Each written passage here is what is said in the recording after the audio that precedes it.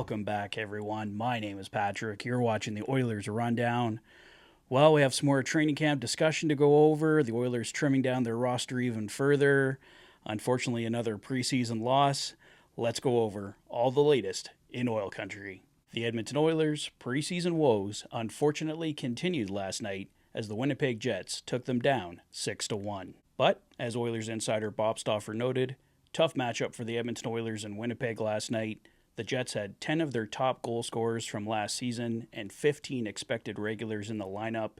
Janmark, Philp, and Brown looked good for the Oilers in the third. Matt Savoy showed some flashes, and Ty Emberson fought through a tough start. Center Noah Philp has continued to stand out for the Oilers in training camp and is currently making the strongest case to take the Oilers' fourth-line center role. Personally, I feel Philp has earned at least an extended look, but it will ultimately come down to whether the Oilers feel more time in Bakersfield would be beneficial to him.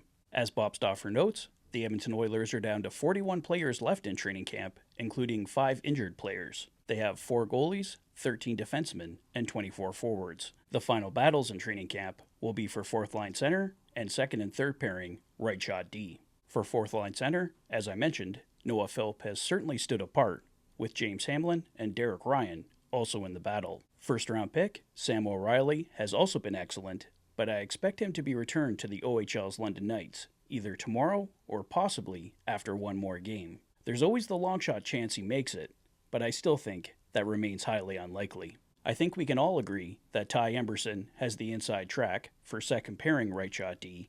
For the third pairing, Josh Brown has failed to impress so far, so I would say Troy Stecher is most likely to grab it at this point, but there's still lots of time left. As far as training camp cuts go, the following players were released from professional tryouts and will report to the Bakersfield Condors.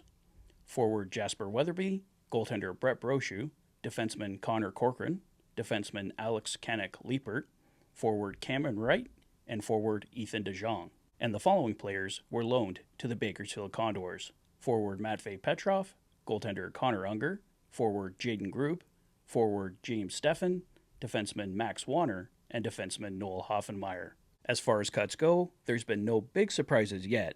As I mentioned earlier, camp standout Sam O'Reilly still remains, along with key PTOs Mike Hoffman and Travis Dermott. The Oilers have 4 preseason games remaining, taking on Seattle and Vancouver twice, home and away. And of note for viewing, the 2 Vancouver games will both be available on Sportsnet. Well, that's all the latest, guys. As I mentioned, some preseason struggles for the Edmonton Oilers here, now losing 3 in a row. 2 to Calgary, 1 to Winnipeg.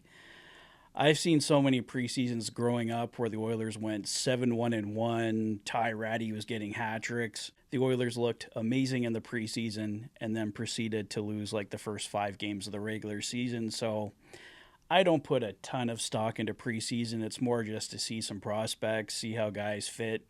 If they win the games, great. Obviously, that's preferable. But as we get down here in training camp, the last 2-3 preseason games and the roster's really coming together, then yes, of course, you want to see the team doing better, clicking, getting some wins. But here in the early going in preseason, where you're seeing mostly guys that aren't going to make the team, don't get too concerned with wins and losses. It's mostly just seeing which guys stand out, which guys need more time. Getting to see guys like Sam O'Reilly and Noah Philp really stand out, show what they can do, has been the treat for me so far. And I think as Oilers fans, that's definitely what we should focus on. Let me know your thoughts on training camp so far. Are you concerned about the Oilers losing most of the games, or are you like me? It's preseason.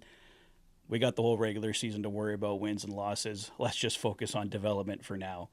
Let me know your thoughts on everything so far in the comment section below. If this is your first visit to the channel and you like what you see, please consider liking and subscribing for all the latest Oilers content.